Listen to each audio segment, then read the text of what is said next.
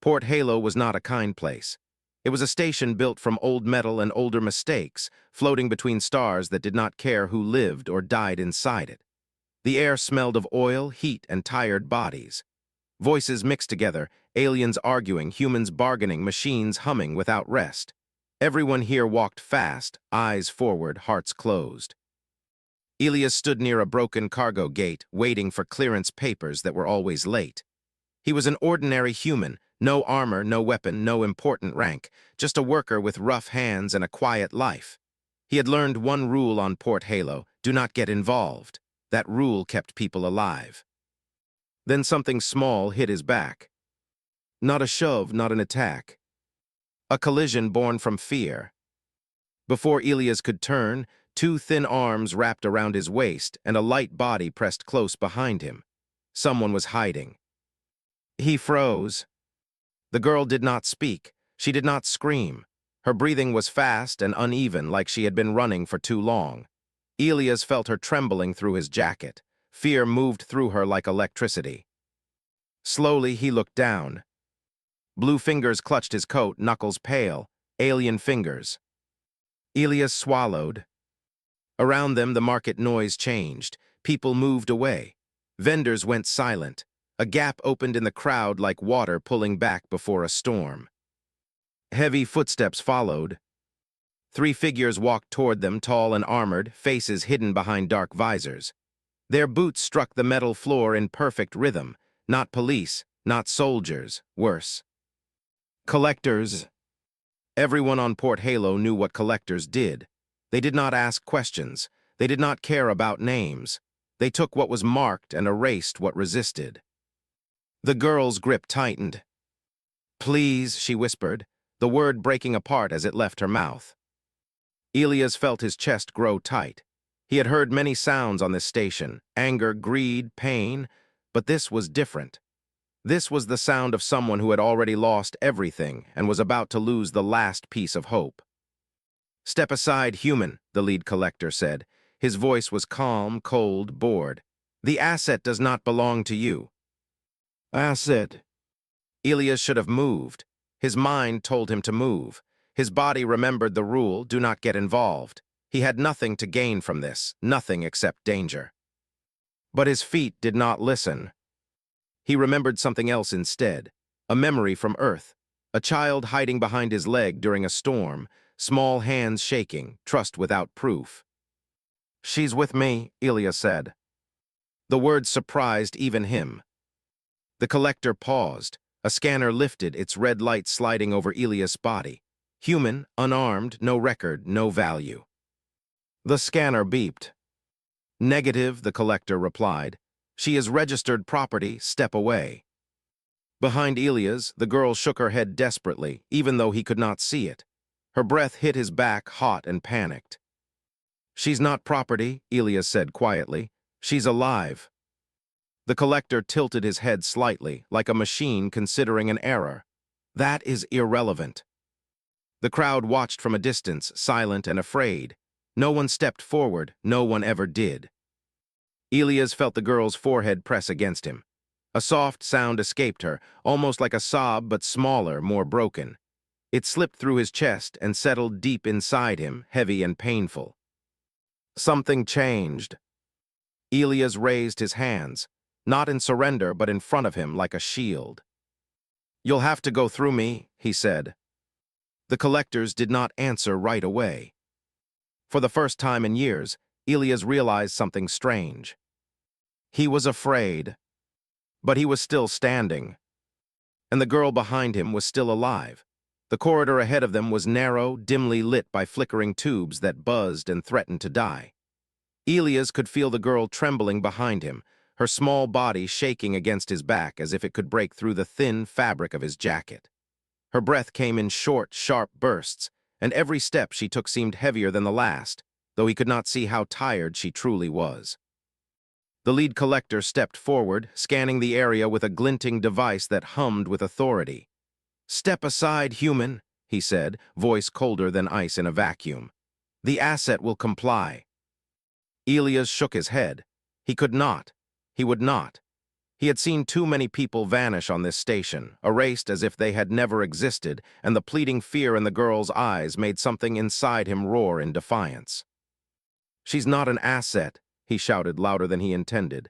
"She's alive, she has a name, and she has a choice." The collector tilted his head. "Irrelevant," he replied, each word precise as though meaning nothing beyond control. "She belongs to those who own her. Human interference will be noted." The girl pressed herself closer, her head resting against Elia's shoulder. The warmth of her panic burned through him. Her fingers dug into his sleeve like tiny claws, trying to anchor herself to the only thing that had felt safe in this station. Elia's could feel her heartbeat, a rapid, staccato rhythm that made his own pulse quicken. He looked at the scanners on the collector's belt. They pulsed, hungry for information, for obedience. And then he made a choice, one he did not know if he could survive. "I will pay," he said, voice low but unwavering. "Credits or labor, whatever your code demands, just let her go." The collector's visor reflected him, faceless and patient. Then a sound, a short, sharp laugh, cut through the tension. "It is not about credits, it is about control. She is dangerous. Compliance is all that matters." Elia's stomach twisted, a knot of fear and rage. Dangerous? Maybe, but not in the way they thought. She was dangerous only because she had seen, heard, and remembered things they wanted hidden. Dangerous because she still had a soul. The collector stepped closer, scanning again.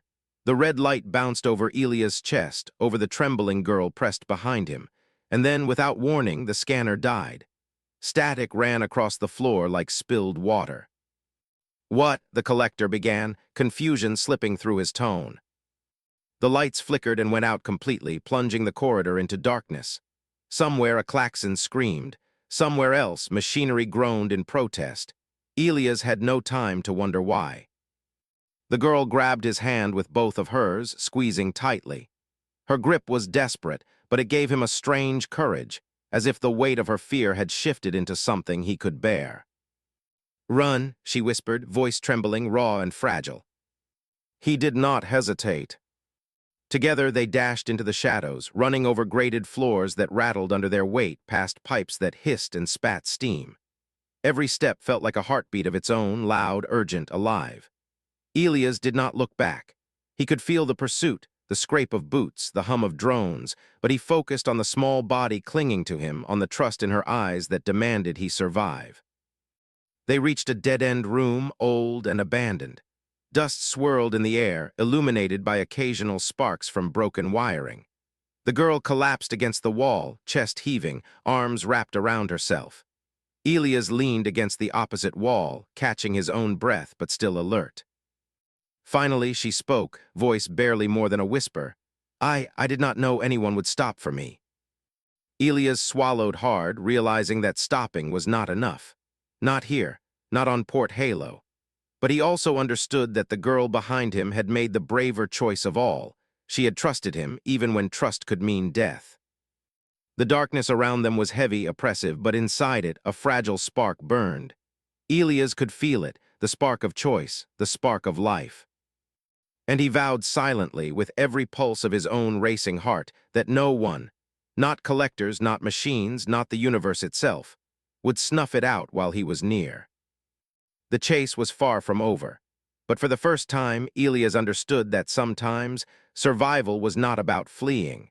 Sometimes it was about standing still for someone who needed you most. And that decision, small and human, might just change everything. The abandoned room smelled of rust, oil, and something faintly sweet, like a flower that had survived in hiding. Lyra sat on the floor, hugging her knees, and Elias knelt beside her, careful not to startle her. The lights above flickered weakly, but they were enough to reveal the strange beauty of her skin. It was blue, soft, almost like the inside of a seashell, and her eyes were too large for her face, reflecting the dim light like liquid glass.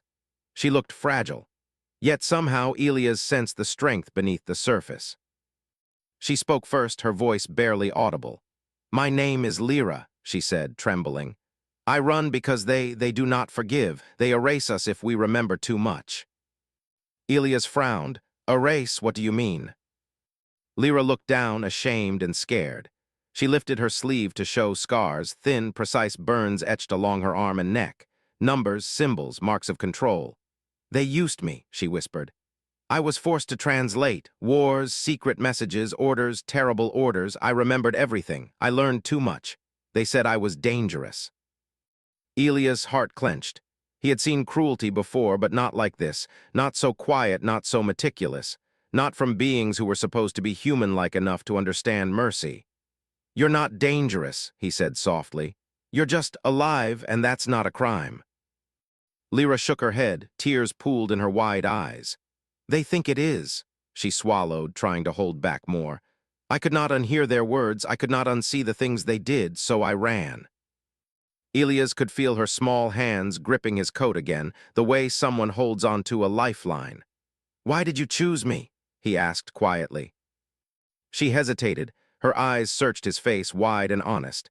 "Because you looked different, slow, not blind, not cold. You looked like you had time to choose."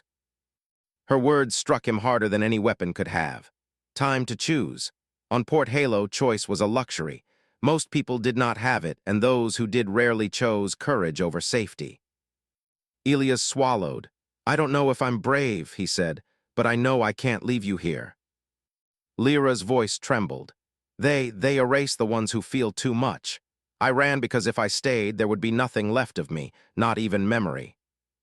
He looked at her scars again. Each mark told a story, each line a warning. And yet here she was, alive, trembling, and trusting him enough to cling to his back in the chaos of a crowded station. "Then you won't be alone," Elias said firmly. "Not while I'm here." The truth hung between them like heavy fog. Port Halo was a place of rules, contracts, and control. But in this small, broken room, human and alien shared something else, a fragile, dangerous hope. Suddenly, a faint sound echoed from the corridor. A metallic scrape, careful and deliberate. The collectors had not given up. They were hunting, always hunting. Lyra flinched. "They'll find us," she whispered. "They never stop." Elias placed a hand on her shoulder, steadying her without touching the scars. "Then we move," he said. "We stay ahead, we survive together." For the first time since he met her, Lyra allowed herself a small, tentative smile. It was almost unnoticeable in the dim light, but Elias saw it. It was the kind of smile that meant she believed, even for a moment, that someone in this universe could care.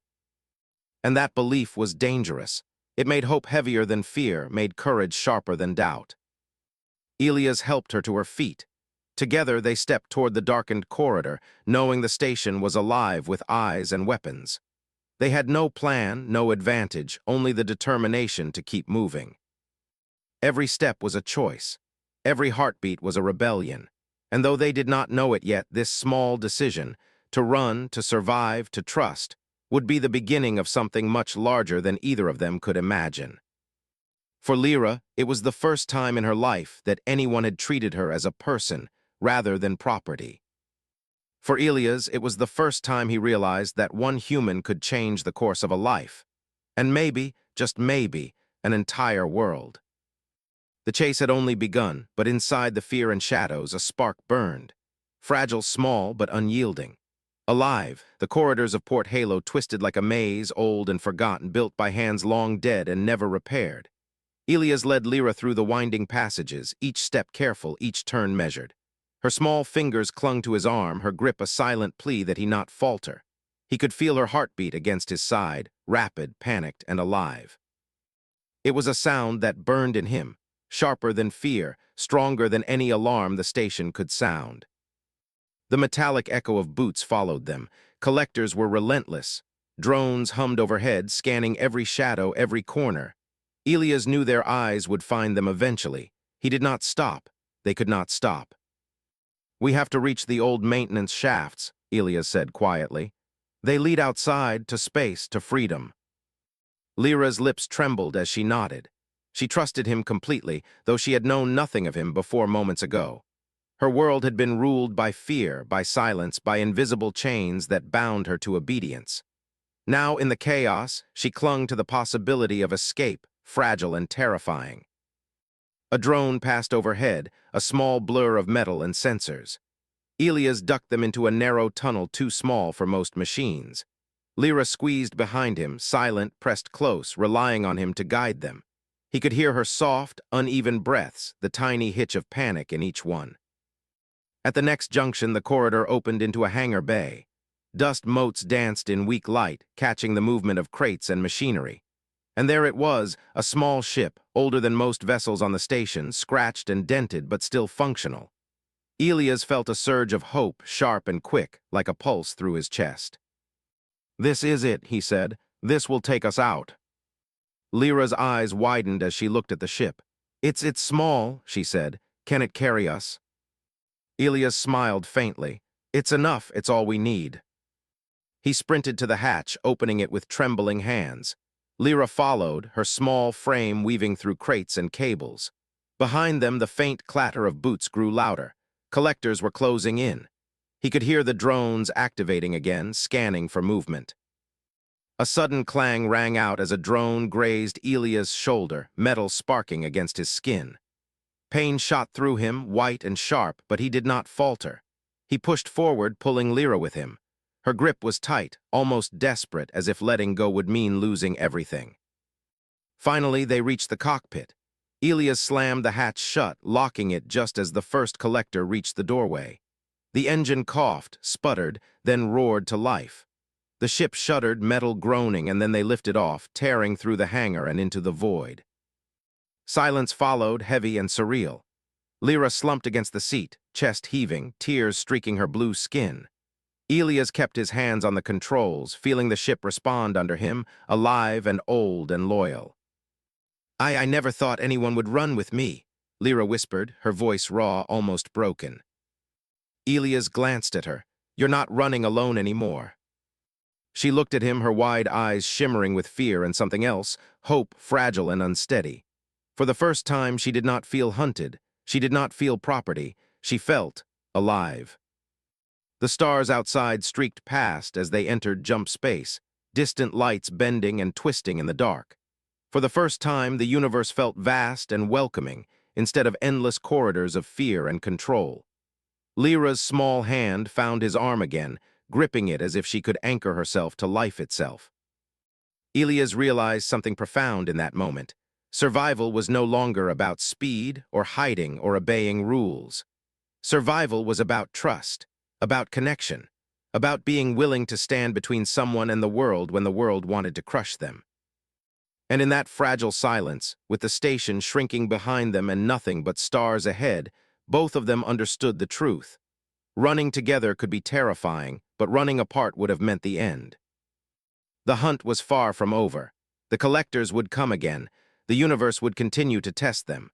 But for now, in the small ship hurtling through the void, they were free. And sometimes, that small freedom, shared with someone who trusted you completely, was worth everything. For Lyra, it was the first time she felt safety. For Elias, it was the first time he understood what it meant to truly protect someone. And that understanding would carry them further than either of them knew.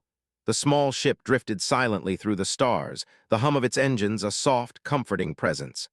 Lyra sat by the cockpit, knees drawn to her chest, eyes fixed on the endless darkness outside. Elias watched her, feeling the weight of her fear and the fragile hope she clung to.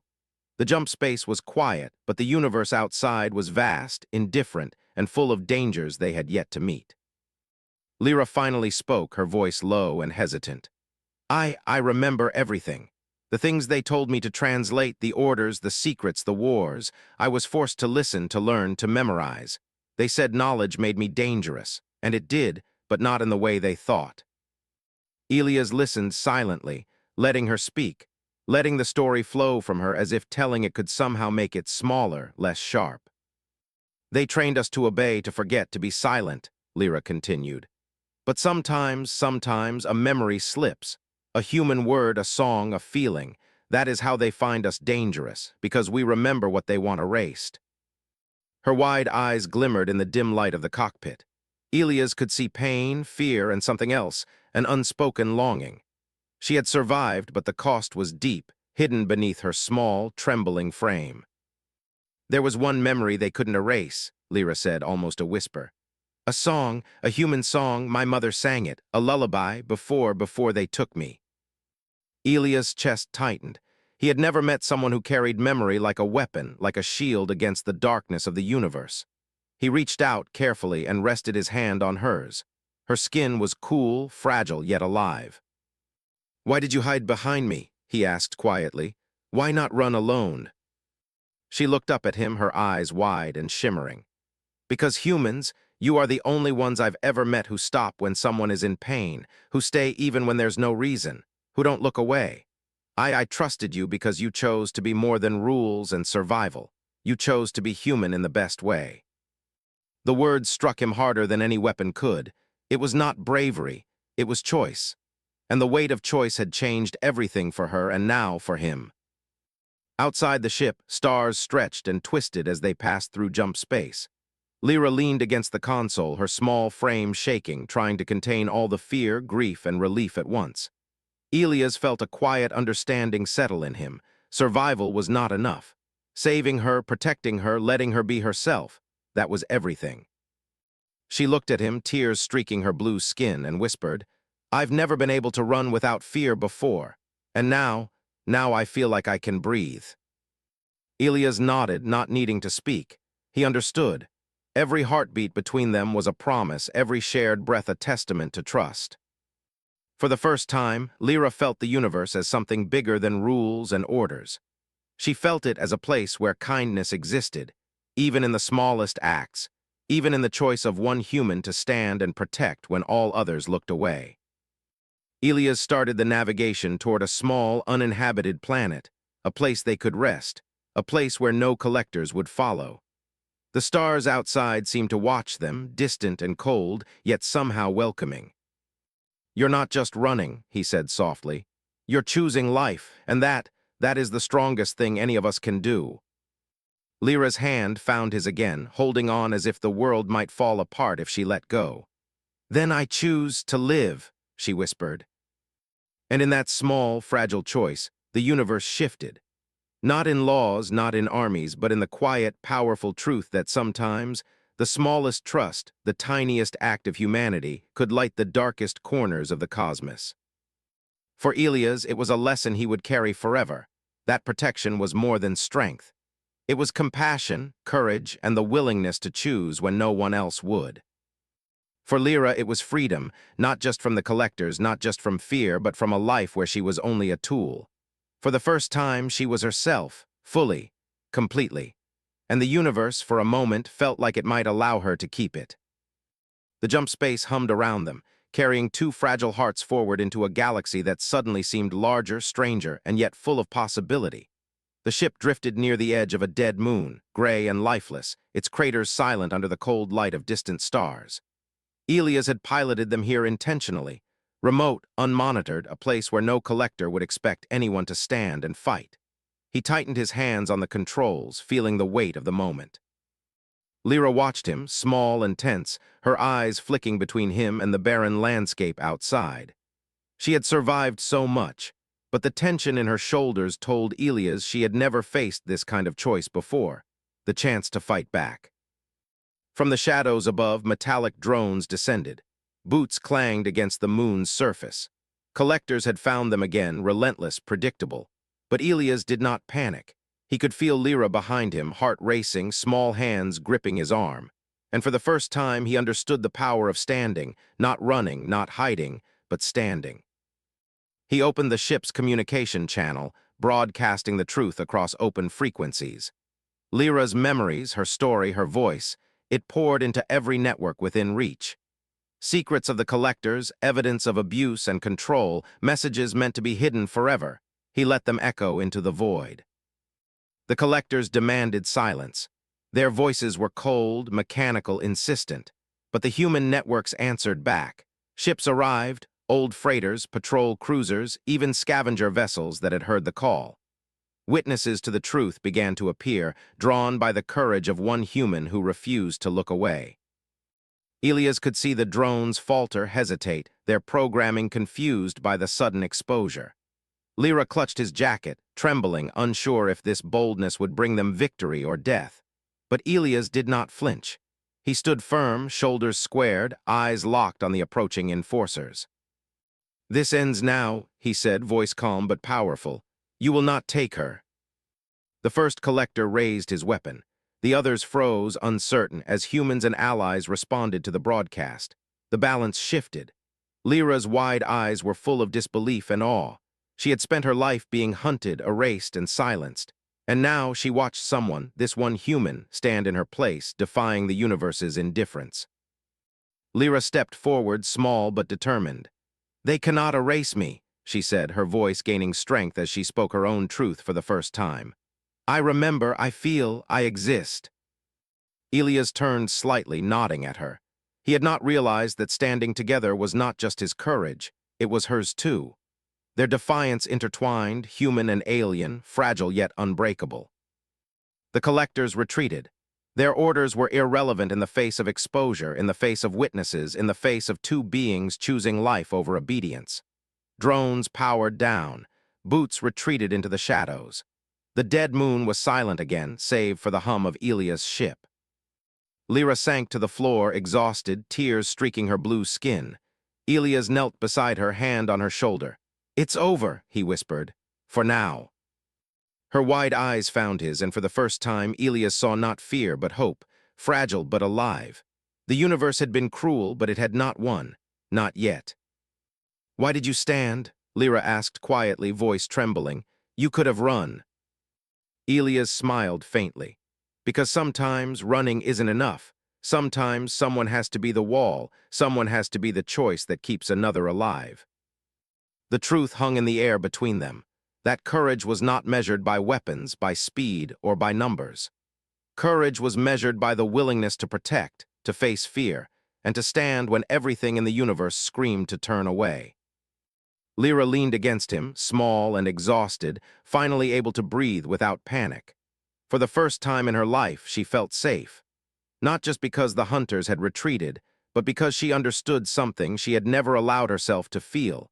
That someone had chosen her fully, without hesitation. Elias stayed with her, silent, watching the stars stretch across the void. They had survived, yes, but more than that, they had chosen each other. And in that choice they found strength neither had known they possessed. Above the dead moon, the universe was vast and cold, yet for a brief moment it felt alive. They were alive. And that small truth, the courage to stand together, was more powerful than any weapon or law. For Lyra, it was the first time she realized that fear could be fought. For Elias, it was the first time he understood that true bravery was not in avoiding danger, but in facing it for someone else. And together they were unstoppable. Years passed, and the galaxy moved on. Port Halo remained a crowded, harsh station, but for Elias and Lyra, it became a memory rather than a home. They found a quiet planet on the edge of the outer systems, small and green, untouched by collectors or war. Trees stretched toward the sun, rivers ran clean, and the air smelled of life rather than metal and smoke. It was here that Lyra finally began to heal, her scars still visible, but her spirit slowly growing stronger. She often sat by the riverbank, watching alien children play with humans who had traveled far to teach, trade, or simply visit. Their laughter was unhurried, innocent, and it pierced her heart with longing and joy she had never known. Elias sat beside her, older now, quieter, but still present. His hands were rougher, his hair grayer, but his eyes held the same warmth they had that day on Port Halo. "You saved me," Lyra said one afternoon, her voice soft, almost a whisper. Her blue fingers traced ripples in the water. "You didn't have to, you could have turned away, you could have let them take me, but you didn't." Elias smiled faintly, looking at her without words. Some things could not be captured in language. The weight of choice, the cost of courage, the quiet relief of knowing someone believed in you. "Why did you hide behind me that day?" he asked gently. Lyra turned to him, eyes wide and shimmering. "Because you stayed," she said simply. "Because when I was small, alone, and terrified, you didn't move, you didn't look away. You became a wall, a shield, a choice. You stayed when the universe said I was nothing. That is why I hid behind you, because I knew, for the first time, someone would protect me." Elias felt a lump rise in his throat. That small act, standing still in the chaos, had meant more than any weapon, any plan, any law. In that one moment, he had changed the course of a life. He had given her something the universe had never allowed before: trust, safety, the right to live as herself. Lyra's eyes shone with tears she did not bother to hide. She had spent her life running, hiding, obeying, and yet here she could finally exhale. She had learned that courage was not just her own. It was shared, it was nurtured, and sometimes it was given freely by another. The sun dipped lower over the horizon, casting long shadows across the grass. Children's laughter echoed, distant yet comforting. Lyra stood and extended her hand to Elia's, her small fingers finding his. The gesture was simple, human, and yet it carried the weight of everything they had survived. "You stayed," she whispered again, "and because you stayed, I can live." Elia squeezed her hand gently. "You don't need me to hide behind anymore," he said. "You're stronger than you know, and I'll stay not because I have to, but because I want to." They walked together along the riverbank, silent except for the sound of running water and distant laughter. The universe stretched wide and indifferent, but for them, it had become a place of possibility. A place where choices mattered, where courage had weight, and where trust could protect more than any weapon. For Lyra, the memory of that day on Port Halo was no longer one of fear. It was a reminder of something precious, that even in a cold, uncaring universe, one human had chosen to stop, to stay, and to protect. That choice had changed everything. For Elias, the memory was quiet but powerful. A reminder that true bravery was measured not by battles won, but by the lives touched, the trust honored, and the walls built for those too small to defend themselves. And as they watched the sun set, painting the sky in gold and crimson, Lyra understood the simple, beautiful truth. The reason she had run and hidden behind him was not because he was stronger, faster, or braver. It was because he had stayed. And that one choice, quiet, human, and unwavering, had saved her. In that moment, under the vast, endless sky, both of them knew that sometimes, all it takes to change a life is the courage to stand still for someone who needs you most. And that courage was more powerful than the universe itself.